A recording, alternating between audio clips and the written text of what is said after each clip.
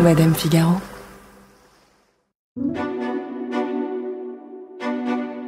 Quand on pense à Ben Affleck jeune, on voit forcément le bad boy de Will Hunting ou de The Town, ou alors le sauveur de l'Amérique d'Armageddon ou de Pearl Harbor. Et dans les deux cas, il est l'archétype du sex symbole masculin de l'époque, viril, charismatique et blessé. À l'aube des années 2000, après Brad Pitt et Leonardo DiCaprio, c'est le troisième homme, à égalité avec Johnny Depp peut-être. Et il aurait pu surfer à vie sur cette aura de jeune voyou devenu gentil garçon, marié à Jennifer Garner et père de ses 3 enfants. Mais on a fini par découvrir le Ben Affleck infidèle. Le Ben Affleck alcoolique. Un homme qui a été le protégé d'Harvey Weinstein et qui a, à plusieurs reprises, fait preuve d'un comportement inapproprié envers des femmes. Alors oui, il s'est depuis réfugié dans les bras de l'inattaquable Jennifer Lopez. Il a soigné ses propres addictions. Et il marche, la tête haute, sur le chemin de la rédemption. Et en fait, dans ses films comme dans sa vie, il a sans arrêt jonglé entre l'image du mauvais garçon et celle du gendre idéal. Et tout ce qu'on peut dire, c'est que, dans les grandes lignes, ça a marché.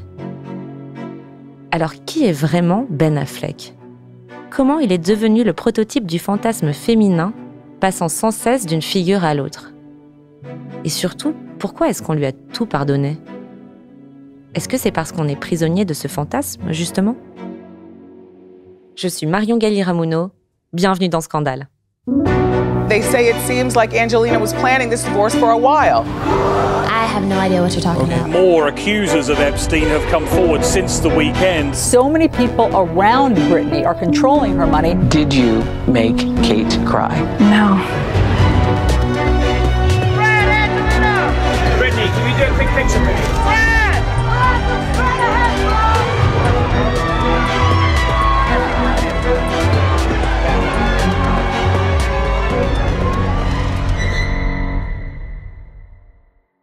Ben Affleck naît en 1972 à Berkeley, en Californie. Mais il grandit à Boston, entouré de son frère de 3 ans de moins que lui, Casey, dont il est très proche. Sa mère est une enseignante d'école primaire. Son père, lui, rêve de devenir un prolifique auteur de théâtre, mais il est, comme le dit son fils bien plus tard, principalement au chômage et lourdement alcoolique. Il sera même SDF quelque temps, après avoir divorcé de sa femme.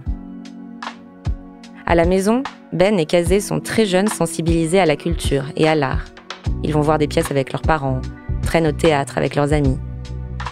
Très jeune, Ben Affleck sait qu'il veut devenir acteur.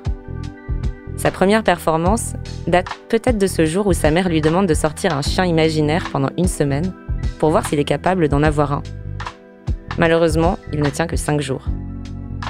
Son vrai premier petit rôle, il l'obtient en 1981, dans un film réalisé par un copain de ses parents, The Dark End of the Street. Il a 7 ans pendant le tournage, et sur les quelques images floues qu'on peut trouver sur Google, il est tout blond.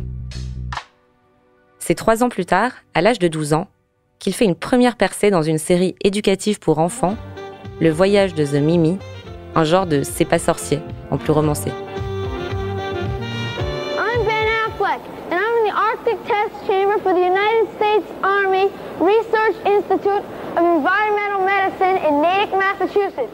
Cette série lui vaut quelques moqueries à l'école. Passer pour un mini-geek à l'époque, c'est pas ce qu'on appelle être cool. Mais il n'est pas le seul à subir les railleries de ses camarades. Un jour, il défend un autre garçon qui se fait embêter. Le garçon en question vient par la suite s'asseoir à côté de lui à la cantine, et c'est le début d'une longue amitié avec Matt Damon. Une dizaine d'années plus tard, ils sont tous les deux à l'université. Lui à Los Angeles, Matt Damon à la prestigieuse Harvard.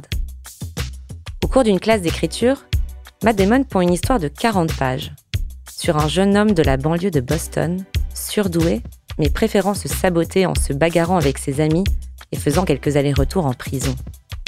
Ben Affleck adore.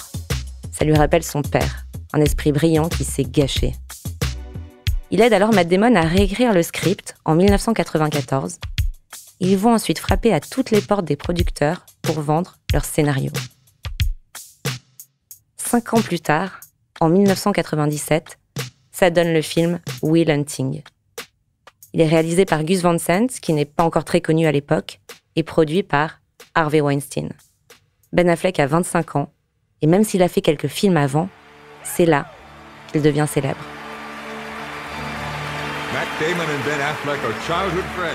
Le film est un immense succès. Il reçoit même 2 Oscars. Celui de meilleur acteur dans un second rôle pour Robin Williams, qui joue le psychologue, mais surtout celui de meilleur scénario original pour Matt Damon et Ben Affleck. Je viens juste de dire à Matt que si on perdait, ce serait vraiment nul. Et que si on gagnait, ce serait vraiment effrayant. Et c'est très, très flippant. Vous savez, nous, on est juste 2 jeunes gars qui avons eu la chance d'être super bien entourés. Et c'est à nous, on ne va jamais réussir à faire ça en moins de 20 secondes. C'est à nous qu'il incombe de remercier Harvey Weinstein, qui a cru en nous et en ce film. Merci infiniment. Ce soir-là, en smoking, accompagnés tous les 2 par leur mère, ils ont l'air si jeunes et si peu rodés à l'exercice. Joshua Gullum est maître de conférences en cinéma à la Hope University de Liverpool. Il est revenu sur ce discours qui a marqué les Oscars cette année-là. Comme dans le film, vous voyez une réelle rupture avec ces 2 jeunes acteurs lors de leur discours aux Oscars. Il y a un moment dans ce discours où Affleck essaye de faire quelque chose d'un peu plus professionnel d'une certaine manière. Il continue de faire des blagues et il essaye de citer les personnes qu'ils doivent remercier. Il y a Damon qui le coupe constamment en disant « Oh, et n'oublie pas cette personne, et ça, et puis lui aussi ». Et ça démontre bien la spontanéité, le naturel de cette relation entre les 2 acteurs qu'on retrouve à la fois dans le film et dans ce discours aux Oscars. Encore à ce jour, Ben Affleck reste le plus jeune lauréat d'un Oscar de scénariste, à seulement 25 ans donc. Et son histoire, comme celle de Matt Damon d'ailleurs, c'est un peu celle du film. L'enfant issu d'un milieu modeste qui devient quelqu'un, le transfuge de classe. On retrouve ici l'idée du rêve américain. C'est l'idée que n'importe qui peut s'en sortir, peut le faire. Et c'est quelque chose qu'on rencontre souvent dans la vie des stars, non ? Cette idée qu'ils sont comme nous, qu'ils sont ordinaires, qu'ils ont des parents, une éducation, toutes sortes d'aventures, qu'ils sont allés à l'école, qu'ils avaient ces rêves. Et là, on les voit enfin réaliser leurs rêves. Et encore une fois, on peut aussi faire un parallèle avec Good Will Hunting, car dans ce film, on parle de ce jeune garçon qui vient de la banlieue populaire, qui a un talent caché, ou du moins un talent dont il n'a pas conscience. Après ça, Ben Affleck est demandé de toutes parts. Et au début, en tout cas, il choisit la carte blockbuster.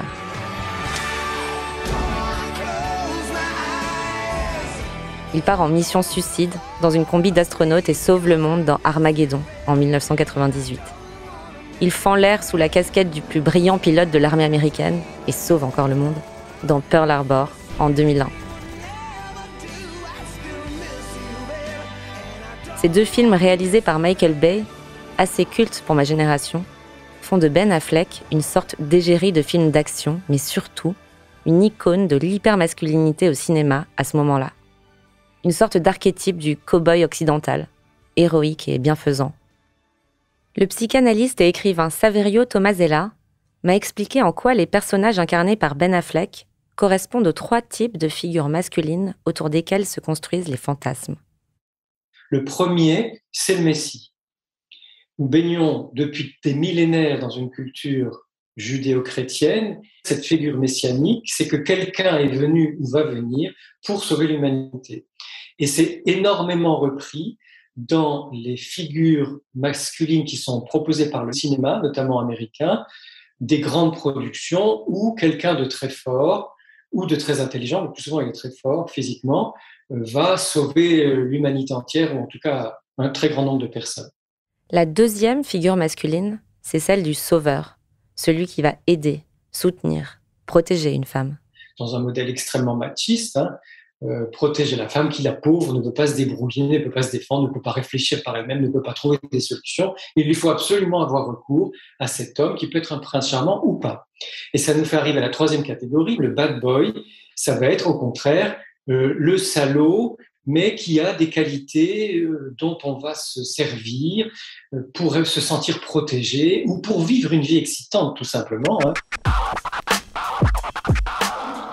Et ce rôle de bad boy, Ben Affleck va aussi beaucoup l'incarner.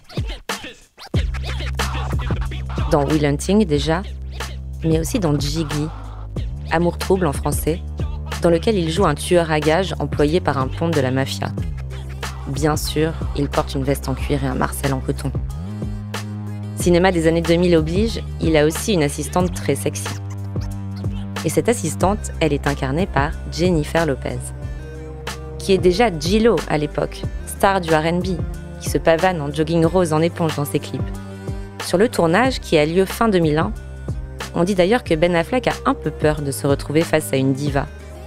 Mais en fait, très vite, il l'adore.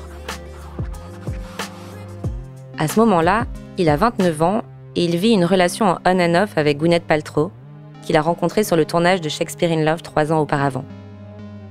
Mais déjà, tout le monde dit qu'il la trompe, et surtout qu'il boit trop. Il fait d'ailleurs sa première cure de désintox cette année-là. Jennifer Lopez, elle, est avec un danseur du nom de Chris Judd, qu'elle a épousé 7 mois après l'avoir rencontré sur le tournage d'un clip.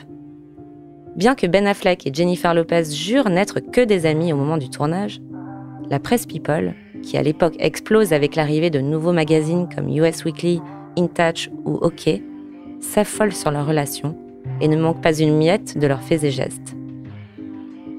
D'autant qu'en avril 2002, Ben Affleck publie un texte dans le magazine de cinéma Variety, dans lequel il encense littéralement Jennifer Lopez.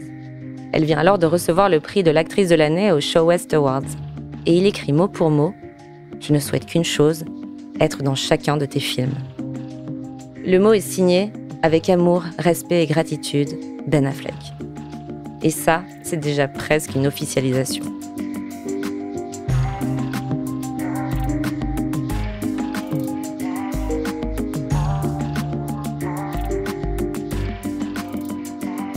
La vraie officialisation, c'est qu'en 4 mois plus tard, en août 2002, le magazine People s'offre une série photo du couple pour 75 000 $. On les voit sur les sièges avant d'un cabriolet Bentley, en train de rire, de s'embrasser. La même année, Jennifer Lopez sort son tube « Jenny from the Block ».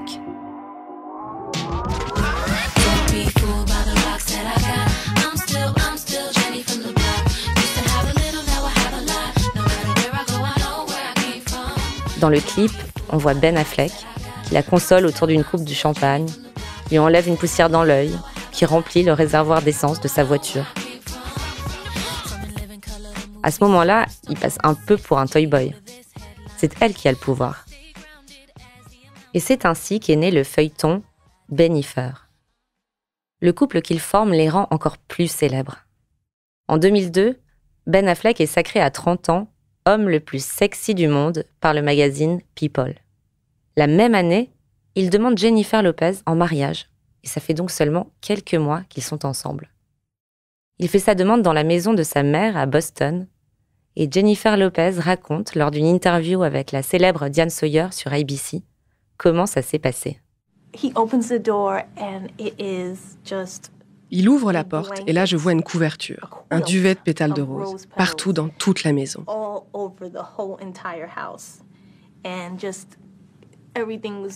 Et il y avait tellement de bougies, de vases avec des bouquets de fleurs, et il y avait ma chanson Glad en fond.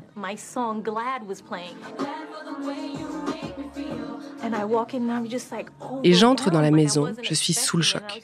Je ne m'y attendais pas. Et je me disais, mon Dieu, et je ne pouvais pas m'empêcher de penser, comment est-ce qu'il a fait ça ? Parce qu'on était à Philadelphie pour le travail, et je me suis demandé, mais qui a fait ça ? Et il a répondu, ma mère m'a aidé à tout mettre en place. Et j'ai éclaté en sanglots. C'était juste le plus beau jour de ma vie. Si au début, ils jouent avec la presse, semblant même apprécier cette médiatisation de leur couple, ils sont vite pris au piège.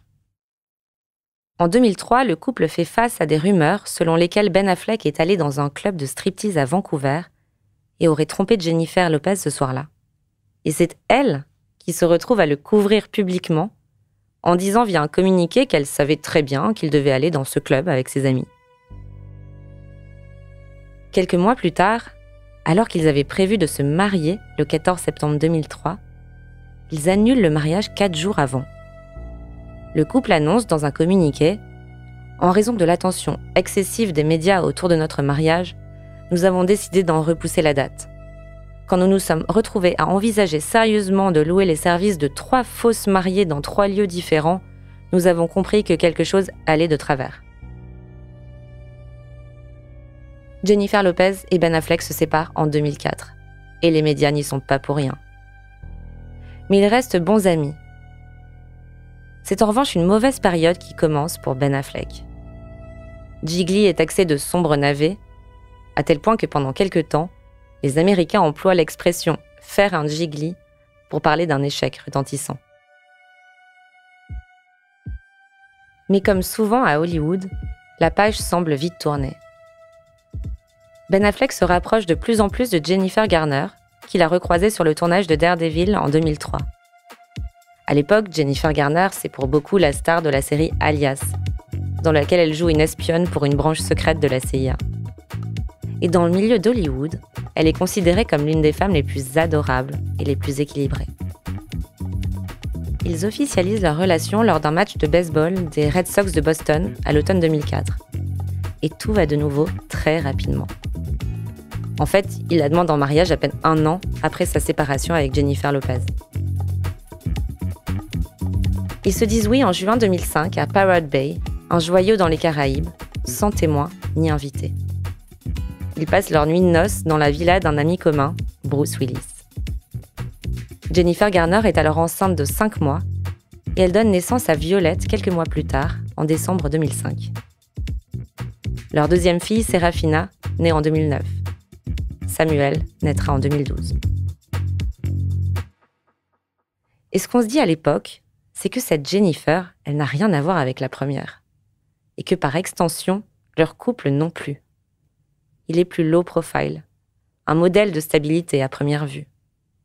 Côté cinéma, après plusieurs mauvais films, Jiggly donc, mais aussi Daredevil, et pire, la suite de Daredevil, Elektra, Ben Affleck rebondit. Joshua Gellam m'a parlé de sa carrière d'acteur, un peu en dents de scie. Il semble avoir eu des moments où il était vraiment très populaire, où tout lui réussissait en tant qu'acteur. Vous pouvez penser par exemple à Good Will Hunting ou Armageddon. Et soudainement, aussi vite qu'il s'est hissé parmi les meilleurs acteurs, tout le monde se met à le détester, à le critiquer. D'ailleurs, dans sa carrière, on voit qu'il y a eu constamment des hauts et des bas. En 2007, il passe derrière la caméra et prouve pour la première fois son talent de réalisateur avec Gone Baby Gone, dans lequel il ne joue pas. C'est à son frère Casey qu'il donne le rôle-titre. Le film, un drame sur la mystérieuse disparition d'une petite fille à Boston, est unanimement salué par la critique. Et c'est une nouvelle page qui se tourne dans la carrière de Ben Affleck. Avec Argo, film qu'il réalise 5 ans plus tard et dans lequel il organise le sauvetage de 6 otages de l'ambassade américaine à Téhéran, c'est la consécration.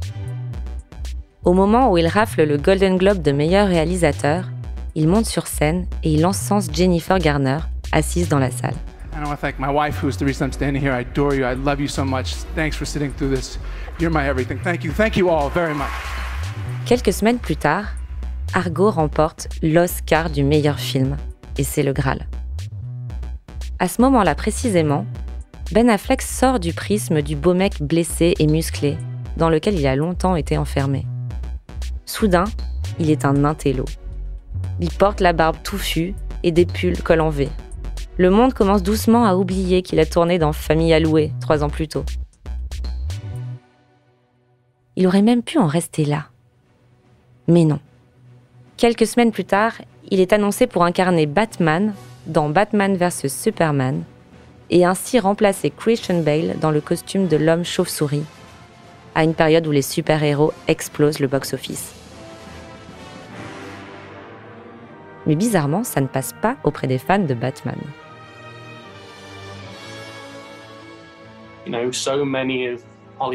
Dernièrement, la majorité des 10 meilleurs films américains sont des films de super-héros. On est dans une période où les spectateurs et la critique ont le pouvoir d'influencer la production de ce genre de films. Leur avis compte et doivent être débattus. Et à ce moment-là, l'annonce de Ben Affleck est très controversée. Beaucoup de monde se demande, est-ce la bonne personne pour enfiler la cape et le masque ? Avait-il les qualités physiques pour incarner Batman ? il allait jouer un Batman plus âgé. Était-il assez en forme? Et étant donné qu'il était associé à la célébrité avec, vous savez, sa relation avec Jennifer Lopez, on se demandait, était-il assez sérieux? À ce moment-là, on se moque un peu de ses talents d'acteur. Une pétition est même lancée pour qu'il abandonne le projet. Et même Matt Damon se moque gentiment de lui tout en venant à sa rescousse. Il dit à la presse « Je sais qu'il y a beaucoup de mécontents sur Internet. Je trouve ça quand même bizarre. On ne parle pas de jouer le roi Lear, là. On parle de Batman. C'est certainement dans ses cordes. » Et il faut croire que Ben Affleck prend tout ça un peu à la rigolade lui aussi, s'amusant du fait que ses enfants auraient préféré qu'il joue dans La Reine des Neiges, ou riant des confidences de Jennifer Garner, qui trouve qu'il s'est tellement musclé pour le rôle qu'elle a l'impression d'avoir un amant. Au final, le film est un succès en salle. Un flop, en revanche, côté critique.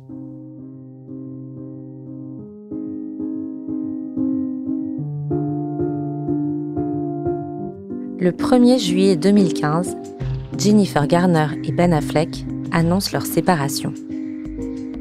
Après 10 ans de mariage, le couple s'effondre et la surprise est générale. En sous-main, tout porte à croire que cette rupture est due aux infidélités de Ben Affleck, qui coucherait impunément avec la nounou des enfants depuis quelques mois. Mais quand Jennifer Garner se confie 1 an plus tard sur sa rupture dans une interview accordée à Vanity Fair, elle coupe court aux rumeurs d'adultère. Elle dit qu'ils étaient séparés déjà depuis des mois avant qu'elle entende parler de cette nounou. Elle dit que cette nounou n'a rien à voir avec leur divorce. Une façon pour elle de ne pas perdre la face, mais aussi par la force des choses, de couvrir les potentiels agissements de Ben Affleck. Agissements qu'on oublie du coup assez vite, s'ils sont même mis en doute par sa femme. D'autant que dans l'interview, elle encense. Ben est l'amour de ma vie. Qu'est-ce que vous voulez que j'y fasse? Partout où il passe, il est l'homme le plus brillant, le plus charismatique, le plus généreux. Il est juste très compliqué. Le divorce n'est pas acté avant octobre 2018, parce que Jennifer Garner tient à s'assurer que ses enfants seront entre de bonnes mains en compagnie de leur père avant de finaliser quoi que ce soit. Entre-temps, Ben Affleck a révélé son alcoolisme sur Facebook. Il parle d'une dépendance à laquelle il fait face depuis longtemps et qu'il continue d'affronter avec l'aide de sa famille. Reste qu'1 an plus tard, une vidéo le montrant dans un état critique à l'arrière du 4x4 de Jennifer Garner, devant le portail de sa 3e cure de désintox, fait le tour d'Internet. Bref, on sent que la route est longue, et elle se rallonge encore avec le scandale Weinstein, et par extension le mouvement MeToo, qui n'épargne pas Ben Affleck. 5 jours après la parution de l'enquête du New York Times sur Weinstein, dans laquelle le producteur est accusé d'agression sexuelle par de nombreuses femmes, Ben Affleck se fend d'un communiqué qui condamne celui qui a été son mentor pendant des dizaines d'années. Il écrit « Je suis furieux qu'un homme avec qui j'ai travaillé ait utilisé son statut pour intimider, harceler et manipuler des femmes pendant des décennies. » Jusqu'ici, tout va bien pour lui. Sauf que l'actrice Rose McGowan, personnage clé dans l'affaire Weinstein, elle est la première à l'accuser de viol, interpelle Ben Affleck sur Twitter. Elle lui écrit « Va te faire foutre, Ben Affleck, tu mens ». Elle explique que l'acteur était parfaitement au courant de ce qu'il se passait, disant qu'elle lui avait confié les agressions qu'elle avait subies de la part du producteur. Mais bien sûr, rien n'est prouvé. Seule trace de ce qui pourrait prouver que Ben Affleck savait tout, un tweet de la journaliste américaine Elizabeth Wagmeister, daté du mercredi 11 mars 2020. Elle y révèle des documents décelés par le tribunal de New York qui confirment que Ben Affleck était sur la liste noire d'Harvey Weinstein, comprenait la liste des personnes dont Weinstein avait peur qu'il parle de sa conduite sexuelle aux journalistes. Dans tous les cas, comme beaucoup, même s'il savait, Ben Affleck n'a rien dit. Kristen Barber est professeure d'études de genre à l'université du Missouri, Kansas City. Elle est aussi rédactrice en chef de la revue universitaire internationale Men and Masculinities. Elle m'a parlé de ce silence si commun. Silence allows us Le silence nous permet de suggérer que nous n'en savions rien. Mais je pense que ce silence, dans ce genre de situation, représente ce qu'on considère comme le bro code, le code des potes. Et je pense qu'on voit entre hommes cette sorte de code fraternel qui leur permet de rester silencieux et d'excuser leur mauvais comportement. Parce que si vous ne le faites pas, si vous pointez du doigt un autre homme pour son sexisme, son homophobie, les violences qu'il fait subir aux autres, vous questionnez alors votre propre masculinité. Et votre appartenance à ce club exclusif est également remise en question. Dans les recherches qui ont été faites sur la masculinité, on appelle ça la masculinité complice. On parle de ces hommes qui ne font peut-être pas de blagues sexistes, qui n'ont peut-être pas de gestes déplacés, mais qui, quand ils en sont témoins, ne disent rien, et permettent donc à ce sexisme, voire à ces abus, de continuer. L'actrice Rose McGowan réagit encore sur Twitter à ce moment-là. Elle écrit « Ben Affleck, j'ai de la peine pour lui. Cela doit être si fatigant d'incarner un super-héros et de ne pas en être un. » Et elle poursuit ensuite « Il aurait pu s'élever contre tout ça, il le peut toujours. Il a été biberonné à cette corrélation toxique entre Hollywood, les médias et la politique. » Quelques semaines plus tard, Ben Affleck se retrouve lui aussi sur le banc des accusés. En effet, Hilarie Burton l'accuse sur Twitter d'avoir eu un comportement inapproprié avec elle quand elle était une jeune animatrice sur MTV en 2003.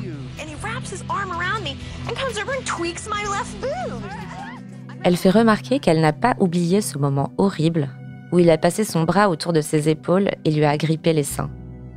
Une allégation à laquelle l'acteur a tout de suite réagi, présentant ses excuses à Hilarie Burton sur Twitter, avouant avoir agi, écrit-il, de manière inappropriée. Puis une deuxième femme sort du silence.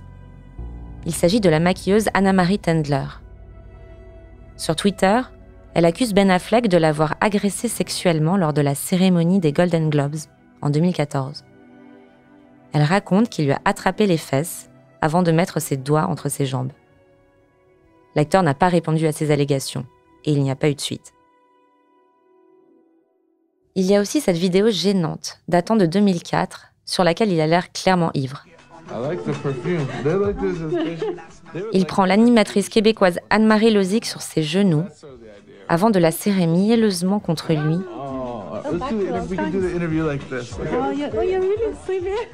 et d'émettre quelques commentaires embarrassants sur sa poitrine, lui disant qu'elle sent très bon, lui demandant si elle a un petit ami, le tout sur fond de ricanements fiévreux. Elle dira plus tard qu'elle a consenti à tout ce qu'il s'est passé et n'en voudra pas à l'acteur. Après tout ça, Ben Affleck dit qu'il fera don de tout profit résiduel qu'il recevra de la Weinstein Company ou de Miramax Films, soit à FI, l'organisation qui aide les réalisateurs indépendants, soit à RAINN, une association dédiée à la lutte contre les violences sexuelles. Et comme il s'excuse, eh bien cela n'impacte pas tant son image. Le milieu lui pardonne, et par ricochet, on lui pardonne aussi. Je pense que ça met vraiment en lumière l'importance de s'excuser comme une sorte de processus culturel qui permet alors de pardonner le mauvais comportement des hommes. Parce qu'au final, on souhaite que les gens se repentent. En même temps, on n'attend pas non plus des hommes qu'ils soient différents, qu'ils aient un meilleur comportement. Et donc, vous avez quelqu'un qui peut être à la fois une bonne et une mauvaise personne. Un espace se crée où ils peuvent être constamment pardonnés et punis. Mais est-ce qu'on peut dire ça, qu'on leur pardonne vraiment ? Le psychanalyste Saverio Tomasella m'a expliqué ce processus psychologique. Je crois qu'on ne leur pardonne pas, mais qu'on oublie. On oublie ce qui est dérangeant, choquant, scandaleux dans leur personne et dans leurs attitudes et dans leur comportement pour pouvoir jouir à la fois de ce physique avantageux et de ce qu'il représente comme modèle masculin désirable et excitant. Et ce modèle d'homme, le bad boy, on va vite oublier qu'il fait des choses qui sont absolument incorrectes pour pouvoir se centrer sur ce qui, en lui, produit de la jouissance, finalement à bas bruit et à bas coût. Et du coup, on oublie le reste. Et à mon avis, on ne pardonne pas. C'est-à-dire qu'on ne dit pas que ce qu'il a fait est bien ou que ce qu'il a fait n'est pas grave. On ne veut pas savoir.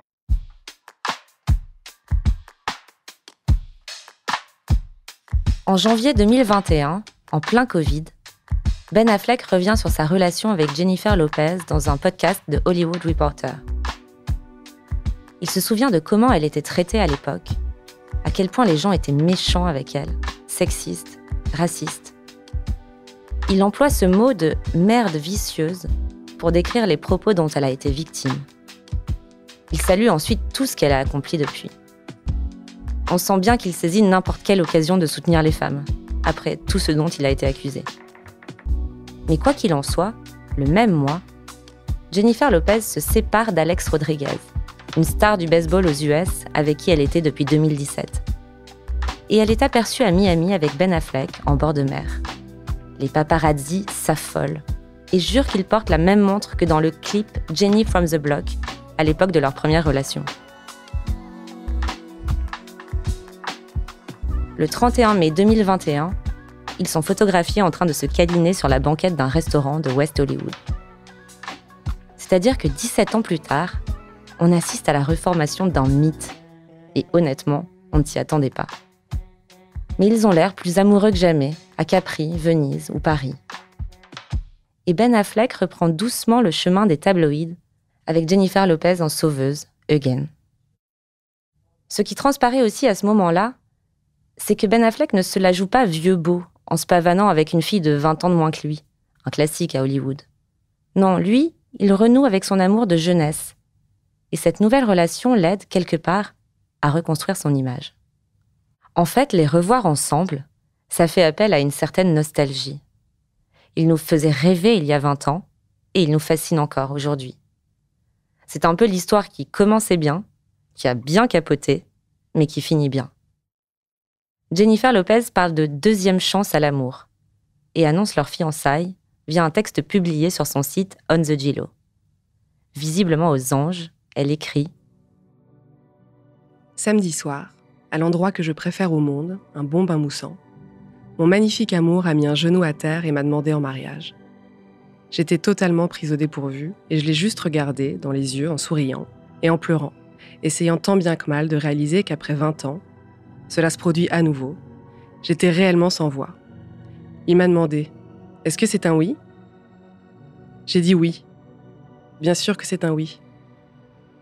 Et le couple s'offre un gigantesque cocon à Los Angeles pour 55 millions de dollars et pour héberger leur famille recomposée. Ben Affleck et ses 3 enfants, Gillo et ses jumeaux Amy et Max, qu'elle a eus en 2008 avec le chanteur Marc Anthony. La villa a 10 chambres et 17 salles de bain. Tout semble sourire à Ben Affleck à ce moment-là, et il continue sur l'autoroute de la rédemption. Quelques mois plus tard, sur le plateau d'Howard Stern, l'acteur de 49 ans confie qu'il se sentait piégé dans son mariage avec Jennifer Garner, et que s'il n'avait pas pris fin, il serait probablement encore en train de boire. Il développe même en disant « J'étais coincé, voyez.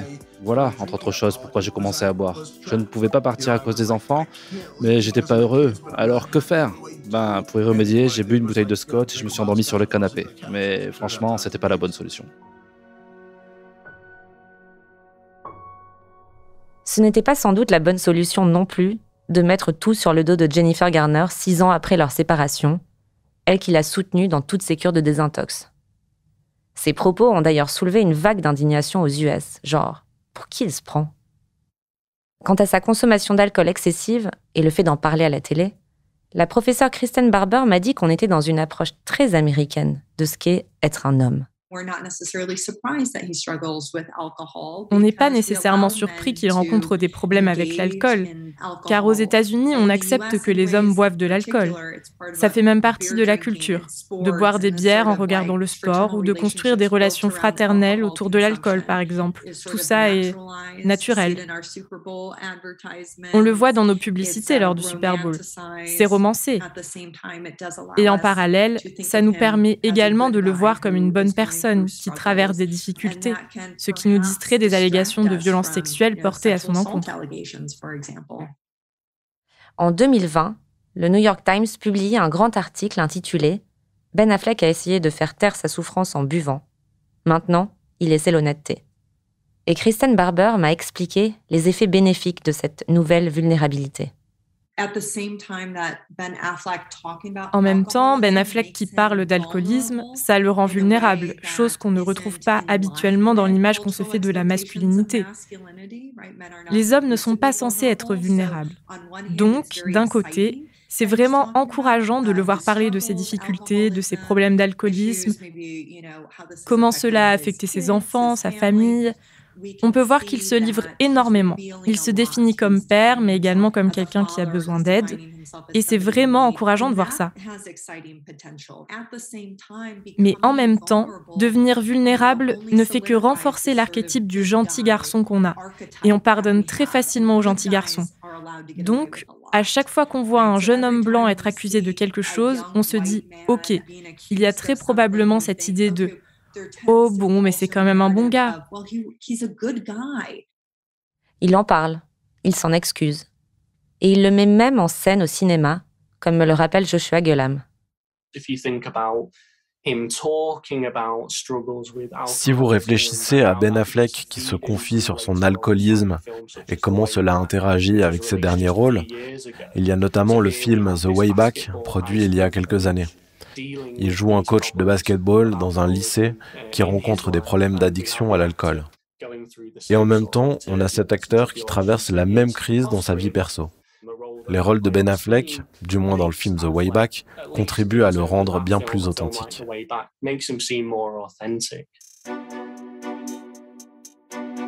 J'en reviens un peu à ce que je disais au départ. Ben Affleck, c'est le mélange parfait entre le bad boy et le good guy. Une ambivalence qui est d'ailleurs à son apogée dans le dernier film dans lequel il a joué, Deepwater. Il y joue un mari et un père idéal, à ceci près qu'il est si maladivement amoureux de sa femme qu'il va se mettre à tuer tous ses amants. Sa femme, elle est incarnée par l'actrice Ana de Armas, avec qui il a d'ailleurs été en couple pendant le tournage, ce qui est encore plus ambivalent, n'est-ce pas ? Eh bien, chez Ben Affleck, de manière générale, c'est ce mélange bien dosé entre le mauvais garçon et le gendre idéal qui fait qu'il reste un objet de désir à qui on pardonne ses comportements déplacés. Alors on peut se dire que c'est un peu boomer comme truc, qu'aujourd'hui le monde a changé, qu'on a des discours qui vont à l'encontre de ce genre d'image. Mais force est de constater que le bad boy fait toujours vendre. La série Euphoria en est un exemple parfait. D'un côté, elle se positionne sur tout ce qui fait battre le cœur des nouvelles générations, la question du genre, le sujet des drogues, la déconstruction des codes dans tous les domaines, mais comme si c'était essentiel, qu'on ne pouvait pas passer à côté, qu'il le fallait pour que la série marche, il y a Nate, incarné par Jacob Elordi, prototype de ce qu'on pourrait trouver ringard, mais qui est bel et bien là, l'homme musclé, aux failles affectives énormes, humilié par son père et qui humilie à son tour. Un monstre en fait, mais qui fait des ravages à voir ses nombreux groupes de fans, d'adolescentes et même d'adultes. Et en fait, c'est un cercle vicieux. Plus cette figure masculine est présente dans les séries ou les films qu'on regarde, plus on la désire.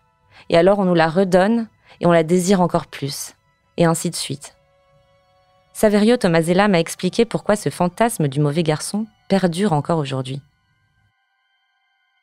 Toutes les nanas fantasment sur des salauds parce que c'est du fantasme. Et parce que le fantasme, justement, a été construit depuis la naissance autour de schémas culturels qui nous sont imposés comme étant les seuls valables. Et je pense que peut-être que nos filles et nos petites filles fantasmeront moins sur des salauds parce que le travail de leur mère et de certains de leurs pères ou de leurs enseignants leur aura permis de commencer à déconstruire les fantasmes sous-jacents par rapport aux bad boys ou aux salauds, plutôt que leurs mères qui le font intellectuellement maintenant pour que ça change, mais qui dans leur construction érotique de petite fille avaient peut-être ces modèles-là comme étant c'est l'homme désirable ou l'homme qu'on a envie de conquérir. Donc peut-être que pour l'instant, on a besoin d'accepter que c'est une phase de transition et que les nanas qui ont plus de 30 ans vont continuer à fantasmer sur les bad boys, et c'est comme ça, même si elles ont des discours qui vont à l'encontre de ça, et faire confiance à nos filles et nos petites filles, et encore après, pour commencer à construire une autre façon d'être désirante.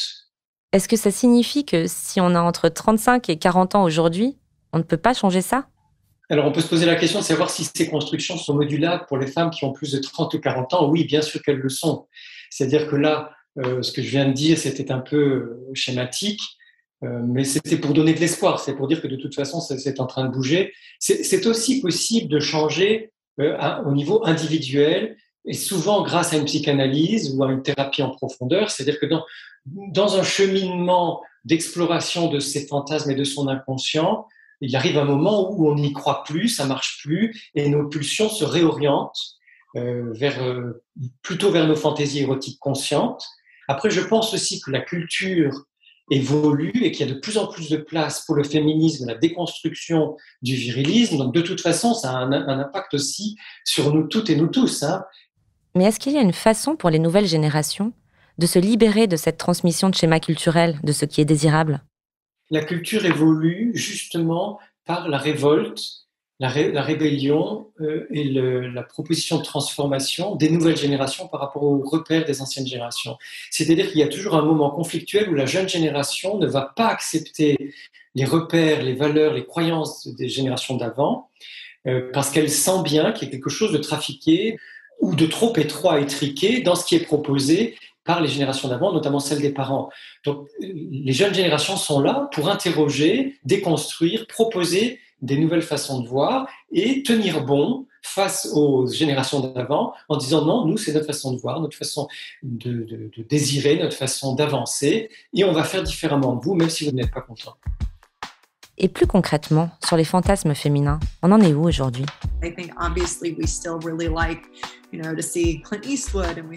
Je pense qu'en réalité, on aime toujours voir Clint Eastwood et Ben Affleck dans ces rôles très masculins, et on a toujours des hommes présents au centre des films comme ceux de Marvel. Donc, on voit bien qu'on est toujours vraiment investi dans ces figures. Mais je pense qu'on est en train de voir se créer de nouveaux espaces où les hommes peuvent s'exprimer différemment.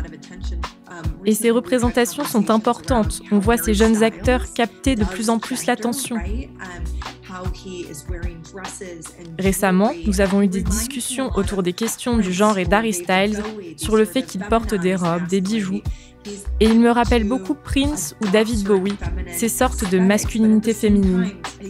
Il peut adopter certaines esthétiques considérées comme féminines, mais en même temps, il est riche, blanc, hétérosexuel, cisgenre. Il a tous ces privilèges qui peuvent contrebalancer. Donc, on observe de nouvelles formes de masculinité expressive, de pères présents, d'hommes féminisés. Ça nous pousse à étendre notre imagination, je pense, par rapport à ce à quoi les hommes peuvent ressembler.